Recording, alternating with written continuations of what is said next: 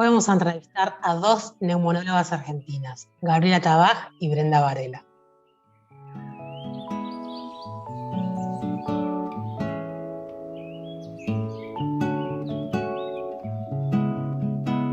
Ambas neumonólogas crearon la aplicación llamada Epidia. Esta aplicación está diseñada para teléfonos móviles y ayuda a la comunidad médica a mejorar el conocimiento y optimizar el abordaje de las enfermedades pulmonares intersticiales difusas, conocidas como EPID. Mi nombre es Gabriela Tabaj, yo soy médica neumonóloga, tengo 42 años, estudié en Fundación Barceló, me recibí de médica y después hice mi residencia en neumonología en el Hospital Cetrángolo. Yo siempre quise ser neumo, me gustaban las enfermedades respiratorias, me gustaba todo lo que tenía que ver con el aliento, con el aire. Siempre me gustó mucho todo este tipo de patologías respiratorias. Idealmente me gustaba mucho la tuberculosis y pensé que me iba a dedicar a eso. Y después ya en mi segundo año de la residencia empecé como a entender o a intentar estudiar este tipo de enfermedades intersticiales y ahí sí encontré mi verdadera vocación. Y desde ese momento, yo entré en mi residencia en el 2003, ya desde el 2004 sabía que quería dedicarme a este tipo de patologías. Gracias a Dios pude especializarme en el Hospital Británico con la doctora Silvia Quadrelli, hice un fellowship en enfermedades intersticiales y volví a trabajar a mi hospital en donde continúo trabajando hasta ahora en esto. Muchas gracias, Brenda. Mi nombre es Brenda Varela, yo soy médica clínica y neumonóloga. Hice la residencia de clínica médica en el Hospital de San Isidro y después en la de neumonología en el Hospital Muniz. Y después ya entré a hacer el fellow de neumonología en el Hospital Alemán y es hasta la fecha en donde trabajo. En realidad yo como médica clínica siempre me gustaron las enfermedades sistémicas y la idea de hacer un poco enfermedades intersticiales es porque tiene mucho que ver con la evaluación sistémica de los pacientes. Así que nada, a Gaby la conozco hace muchísimos años, fuimos juntas coordinadoras de la Asociación Argentina de Medicina Respiratoria del área de enfermedades intersticiales. Hemos trabajado, si bien trabajamos en diferentes hospitales, hemos trabajado mucho juntas, hemos hecho muchos trabajos de investigación juntas y nos une una gran amistad. Así que la idea de seguir haciendo cosas juntas es porque nos sentimos muy cómodas haciéndolo y trabajando juntas.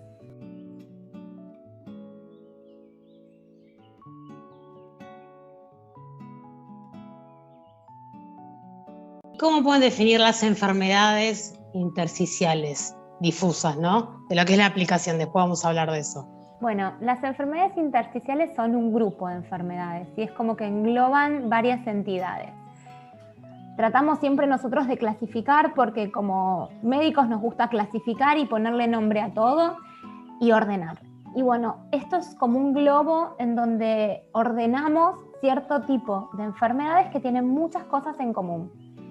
En común tienen ciertos síntomas clínicos que tienen que ver con la falta de aire, con la tos, hallazgos en algunos estudios complementarios como la tomografía computada, pero básicamente el sitio de injuria, o sea, donde va a estar la alteración, es en el intersticio. Este intersticio es lo que sostiene el pulmón.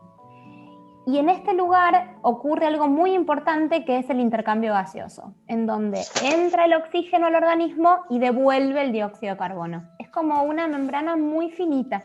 Por esos poros de la membrana pasa el oxígeno y se devuelve el dióxido de carbono.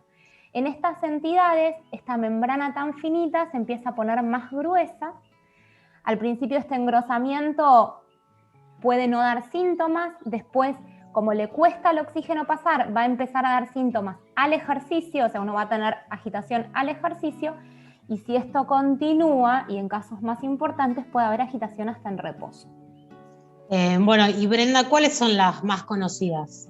O las Las enfermedades intersticiales se dividen en, como decía Gaby, si bien son un grupo heterogéneo de entidades, hay algunas que son más comunes. Nosotros solemos usar una clasificación que son las de causa conocidas. Esto quiere decir que es secundaria a algo. Por ejemplo, es secundaria una enfermedad del tejido conectivo.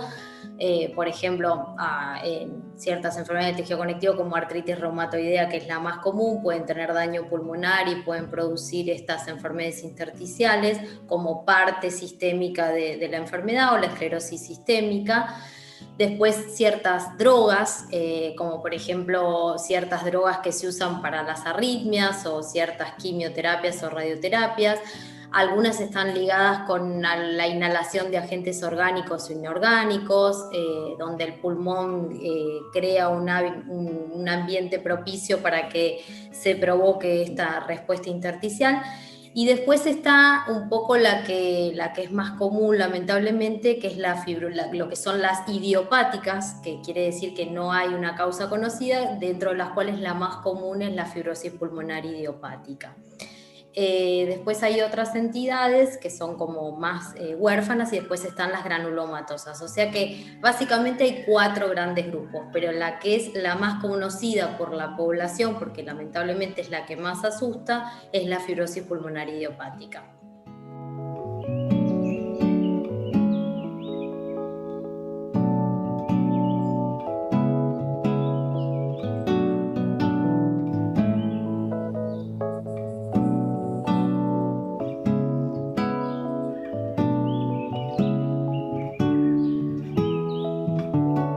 Respecto a Epidia, la aplicación que diseñaron ambas, ¿pueden explicar un poco de qué se trata y con qué objetivo la hicieron? Epidia un poco surge precisamente como una necesidad que nosotras visualizamos con Gaby ya desde hace muchos años. Las enfermedades intersticiales, así si bien uno las divide en grupos, no son tan fáciles de diagnosticar y tampoco son tan frecuentes. Eso hace que muchas veces los neumonólogos o los médicos clínicos no estén tan, no visualicen tanto la patología. Y las clasificaciones son complejas, entonces la verdad es que a veces, como decía Gaby, si bien tienen síntomas distintivos, entre ellas hacer el diagnóstico de si pertenece a una fibrosis pulmonar idiopática o una enfermedad de tejido conectivo muchas veces no es tan sencillo. Nosotras lo que vemos con Gaby desde hace muchos años es que muchos neumonólogos y muchos médicos clínicos nos consultan por este tipo de patologías, y la idea fue hacer una aplicación o diseñar o desarrollar una aplicación en donde nosotros le facilitamos a los médicos cómo tendría que ser el abordaje diagnóstico para estas entidades. Esa es una parte. Bueno, dejo a Gaby que siga comentando las otras partes. No, bueno, como decía Brenda un poco, esta injuria en el intersticio puede tener más de 200 causas. Entonces, si bien una de las causas más importantes es la fibrosis pulmonar idiopática, en donde no conocemos la causa, siempre en todos los pacientes tenemos que tratar de identificar si es que hay una causa. Porque supongamos que hay una causa y no la tratamos, seguimos perpetuando la evolución de la enfermedad. Por ejemplo, como decía Brenda, puede ser que haya una causa por inhalación de partículas tóxicas.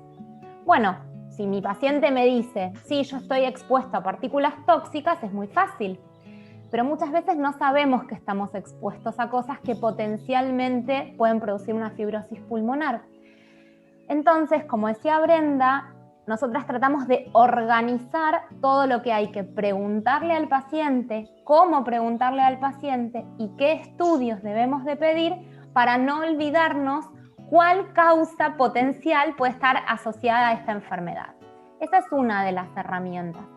Además, tenemos la sección de bibliografía, biblioteca, en donde se están actualizando de manera permanente diferentes artículos de la especialidad que tienen que ver con este tipo de enfermedades, y podcast, en donde brevemente, en menos de 10 minutos, tratamos de comentar alguna cosa nueva o algo que tenga que ver con esto para facilitarle la lectura y la actualización a los colegas.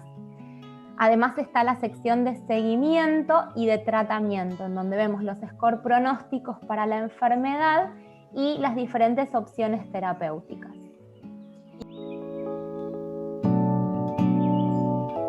¿Y cómo consiguen el apoyo del laboratorio?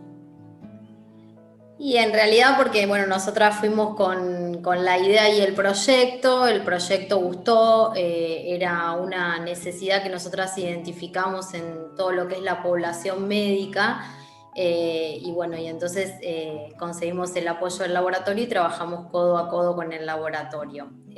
Una cosa importante es que la aplicación es de descarga gratuita y no requiere acceso a internet. Entonces, muchas veces uno está en un consultorio, quizás en un subsuelo atendiendo o en un lugar sin señal, y la aplicación lo que permite es, digamos, hacer el checklist de estas enfermedades intersticiales en el momento donde el médico está viendo al paciente. Y de esta manera no olvidarse de todos los estudios, como decía Gaby, que uno tiene que pedir para llegar a un diagnóstico. Nosotras quisimos ir un poquito más allá y visualizar todo el abanico de posibilidades que presenta el médico. Por ahí el médico tiene la tomografía con el diagnóstico, pero la biopsia de pulmón dice otra cosa, entonces contemplamos todas las posibilidades diagnósticas con todas las herramientas que el médico pide y después le devuelve, o sea, los estudios que le regresan al médico para que el médico también pueda hacer el diagnóstico. Y otro dato importante también es que lo que me comentaba Gaby de la bibliografía es que el médico no tiene mucho tiempo de asistir a congresos, hay mucha carga horaria. La verdad es que si uno entra a PubMed, que es uno de los portales que nosotros más usamos para buscar información, hay 500 artículos o más por día para actualizarse. Entonces, contar con información que esté procesada y que esté en el idioma nuestro nos parece importante, porque de repente por ahí uno va en el auto y puede ir escuchando el podcast de la última actualización en la patología o en una clasificación, o no pudo asistir a un congreso y entonces tiene esa facilidad. Y también el descargable, que lo puede leer desde el celular, como un resumen breve de lo que está pasando con la patología intersticial. ¿Ya tuvieron devoluciones de los médicos que se la bajaron? Un montón. ¿Y qué dicen? Y la verdad es que nosotras no podemos más con nuestra alegría, no nos alcanza la cara para reírnos porque estamos muy, muy contentas. De todo, médicos, digamos, con mucha más experiencia que nosotros y médicos en formación, todas palabras de aliento, y la verdad es que se nos han acercado médicos que hacen otras especialidades queriendo armar una aplicación como la nuestra y preguntándonos acerca de, bueno, ¿cómo hicimos? ¿Cómo lo desarrollamos? Si es muy difícil. La verdad que sí es difícil, nos generó mucho esfuerzo, no solamente a nosotras dos, que somos la cara visible, sino, bueno, Lucas Sheridan, que es neumonólogo de Beringer, él trabajó codo a codo con nosotras, los programadores, así que bueno, obvio es mucho laburo, pero nada, con el feedback de los colegas uno, parece como que no nos esforzamos nada y estamos muy contentas, muy contentas. ¿Y tienen proyectos más pensados para el tema de los pulmones? Respecto a aplicaciones. Sí, nosotras somos como una máquina de pensar, así que lo que no se le ocurre a una se le ocurre a la otra, así que estamos todo el tiempo, Gaby, se me ocurrió esto, ay, que me parece. Entonces una tira la idea y la otra articula y después es al revés, así que sí, tenemos como bastantes proyectos. Pero bueno, al corto plazo la idea es poder mantener viva esta aplicación, entonces, qué sé yo, poder seguir cada vez con mayor frecuencia, pudiendo subir artículos nuevos, resúmenes. Creo que eso ayuda un montón cuando uno está del otro lado también, saber que te leen en 10 minutos una actualización, mientras vas manejando la escuchás, está buenísimo, o si estás en el tren podés escucharlo, eso para mí es una herramienta muy útil. Y bueno, la verdad es que tuvimos los mejores de los comentarios. Perfecto. Como decía Gaby también, no solamente de neumonólogos, sino de médicos en formación y de otras especialidades, porque muchas veces un residente de clínica médica o un geriatra o un cardiólogo son los que se enfrentan con esta patología, y saber que existe esta aplicación y que uno por ahí... la verdad es que hay mucho retraso a veces en el diagnóstico. Uno puede ir pidiéndole los estudios y después se los va mandando al neumonólogo, gana como un paso en lo que es el retraso en el diagnóstico, que muchas veces es recontra importante el tiempo en estas patologías.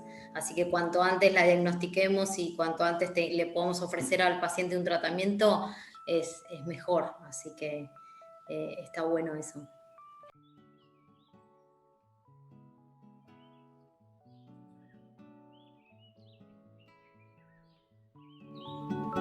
Agradecemos mucho la entrevista con Gabriela Tabaj y Brenda Varela.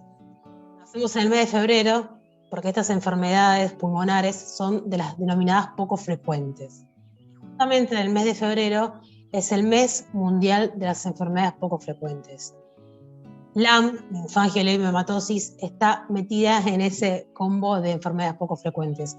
Hay muchas enfermedades en este mundo que no se conocen aún y se necesitan difusión para conseguir el apoyo de medicamentos, para conseguir el apoyo de investigaciones, para llegar a un tratamiento, a una cura, a lo que fuese.